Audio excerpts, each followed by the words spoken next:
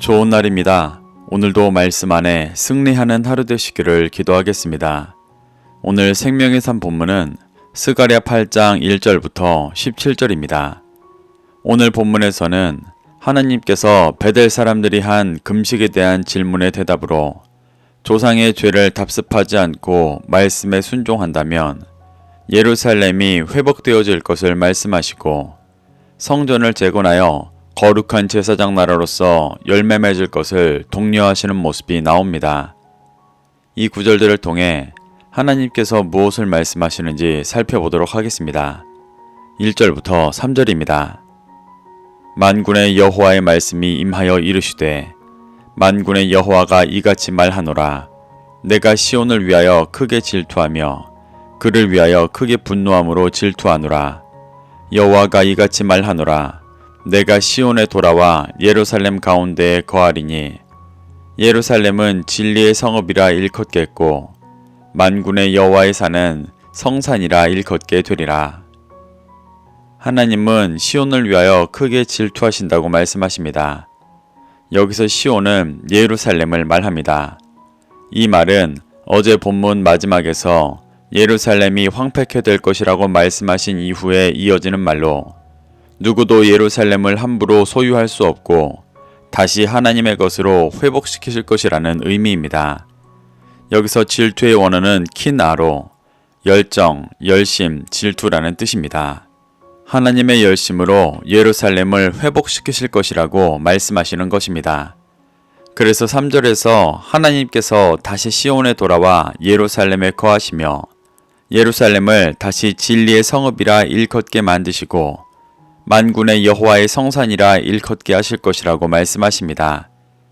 에스겔 10장과 11장을 보면 하나님의 영광이 예루살렘을 떠나시는 모습이 나옵니다. 하나님의 영광이 성전을 떠난 후 예루살렘은 바벨론에 의해 완전히 멸망당했었는데 이제 다시 재건하는 성전에 임하셔서 진리로 통치하시고 거룩한 산이 되게 할 것이라고 말씀하시는 것입니다. 4절부터 6절입니다. 만군의 여호와가 이같이 말하노라. 예루살렘 거리에 늙은 남자들과 늙은 여자들이 다시 앉을 것이라. 다 나이가 많으므로 저마다 손에 지팡이를 잡을 것이요. 그 성읍 거리에 소년과 소녀들이 가득하여 거기에서 뛰놀리라. 만군의 여호와가 이같이 말하노라. 이 일이 그날에 남은 백성의 눈에는 기이하려니와 내 눈에야 어찌 기이하겠느냐. 만군의 여호와의 말이니라.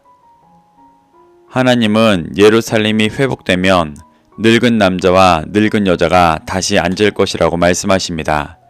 여기서 늙다의 원어는 자켄으로 단순히 나이가 많은 사람이 아니라 진리 안에 장성한 자를 말하는 것입니다.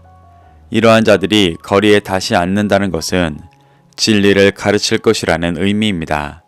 이들은 모두 지팡이를 손에 잡고 있을 것이라고 말씀하시는데 여기서 지팡이는 목자가 양을 인도할 때 사용하는 막대기라는 뜻이 있어 진리로 영적으로 어린 자들을 인도할 것을 보여주시는 것입니다. 5절에서 소년과 소녀들이 성읍의 거리에 가득할 것이라는 것은 영적으로 미숙한 자들이 장성한 자들이 앉아 진리를 가르쳐주는 거리에 가득하여 진리를 듣고 배우며 그 안에서 기뻐 뛰놀 것이라고 말씀하시는 것입니다.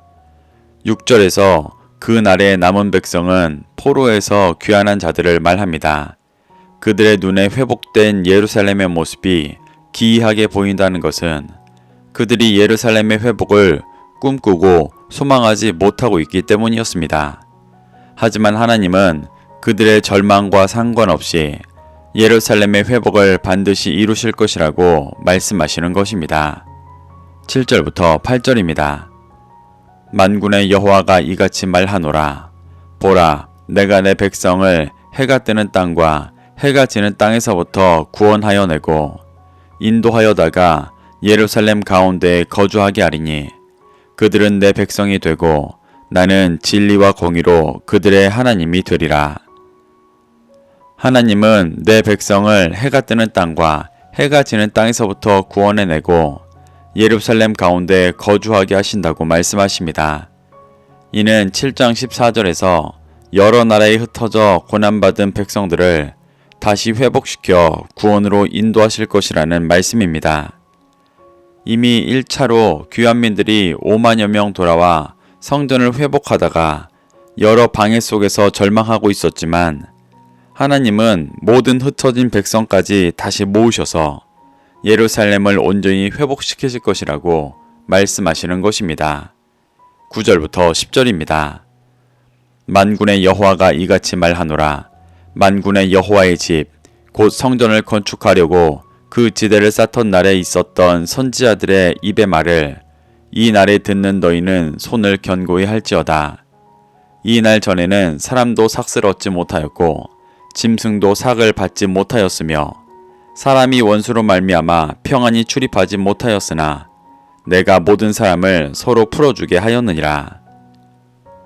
하나님은 예루살렘을 회복하시고 흩어진 백성들을 모으실 것이라는 것을 말씀하신 후 성전을 재건하고 있는 자들을 독려하십니다.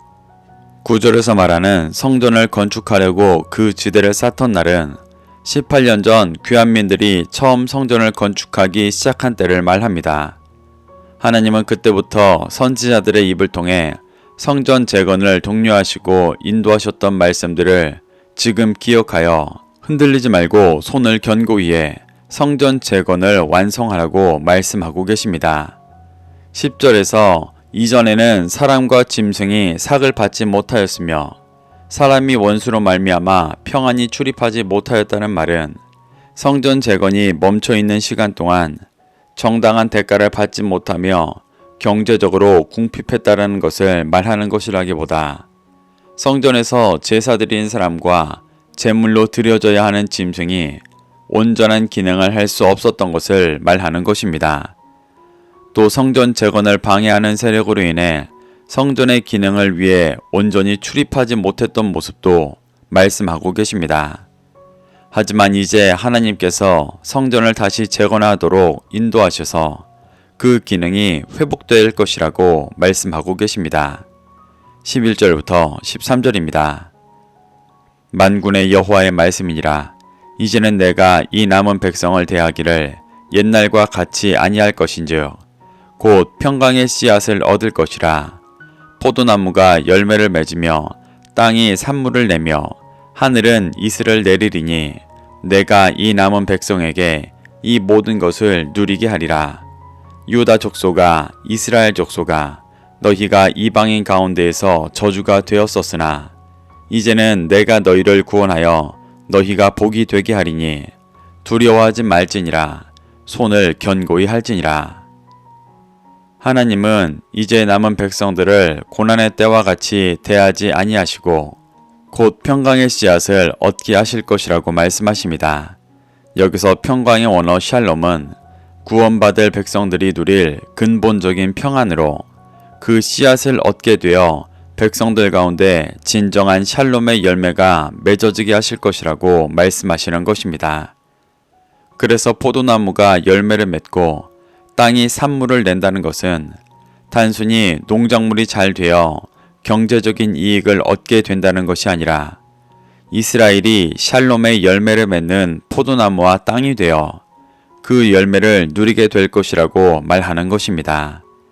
또 하늘에서 이슬이 내린다는 것도 농작물이 잘 자라게 하는 것이 아니라 하늘의 만나와 같은 진리가 내리며 구원의 열매를 잘 자라게 하실 것이라는 것을 보여주시는 것입니다. 하나님은 남은 백성들이 이 모든 것을 누리게 될 것이라고 말씀하시며 최고의 축복을 하고 계십니다. 하나님은 이스라엘 백성들이 죄로 인해 이방에 흩어져 고난받고 저주가 되었었지만 이제는 성전을 재건하고 하나님께서 말씀하시는 구원을 누리며 열방에 진리의 빛을 비추는 복이 되게 하실 것이라고 말씀하고 계십니다. 그러니 이 소망을 품고 두려워하지 말고 손을 견고히 해 성전 재건을 완성해야 한다고 도전하고 계십니다. 14절부터 16절입니다. 만군의 여호와가 이같이 말하노라. 너희 조상들이 나를 경노하게 하였을 때 내가 그들에게 재앙을 내리기로 뜻하고 뉘우치지 아니하였으나 이제 내가 다시 예루살렘과 유다 족속에게 은혜를 베풀기로 뜻하였나니 너희는 두려워하지 말지니라.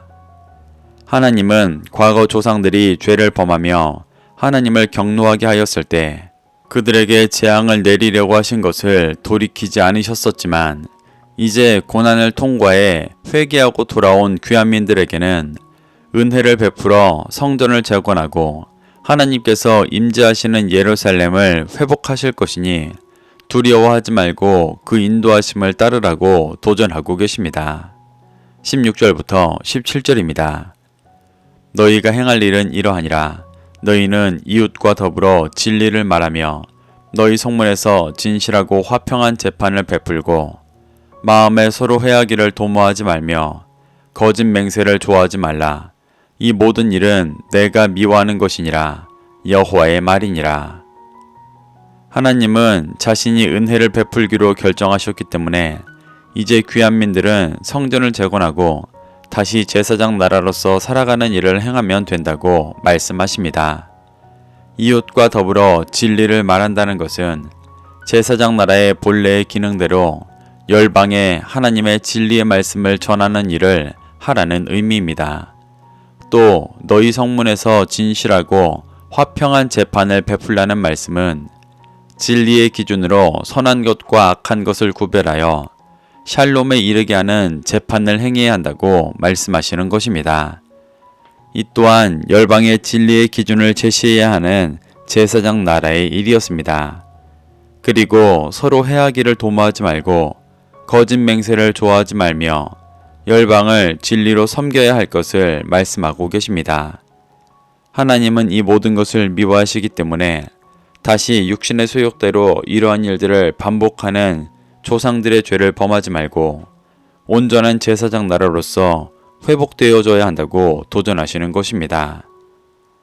이렇게 하나님은 조상들의 죄를 답습하지 말고 말씀에 순종한다면 예루살렘이 회복될 것을 말씀하시고 성전을 재건하여 거룩한 제사장 나라로서 열매를 맺을 것을 독려하고 계십니다.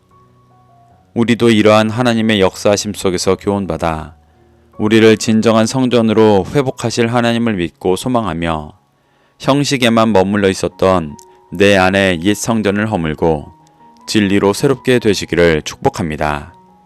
그래서 열방의 진리의 빛을 비추는 제사장 나라로 살아가게 되시기를 소망합니다.